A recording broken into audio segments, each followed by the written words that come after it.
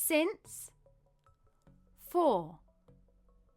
In this lesson, I will go through the difference between these two words. Since. Since refers to a specific point in time. This is the beginning of an event. For example, if it started raining at 10 o'clock and the time now is 11 o'clock, then I can say that it has been raining since 10 o'clock. Since can be used in the past and present tense, but not the future tense. For example, I have been studying since 9 a.m. So, 9 a.m. is the specific point in time when I started studying. She has been a teacher since 2015. Again, 2015 is the specific point in time that she started teaching.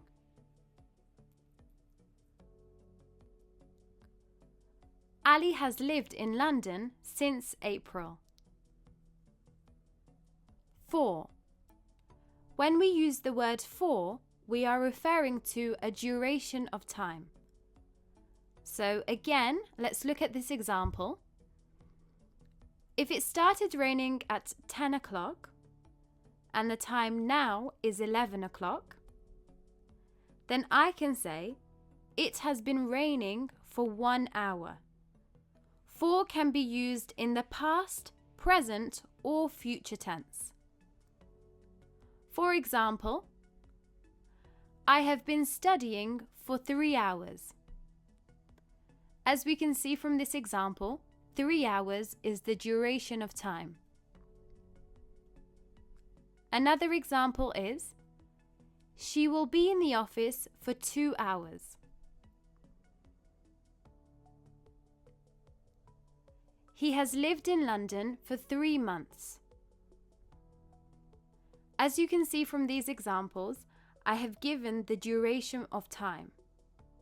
However, if you're not sure of the exact period of time, then you can use phrases like for ages, for a while, for a long time, or for a short time. For example, I can say, I have been studying for ages. She will be in the office for a while. He has lived in London for a long time.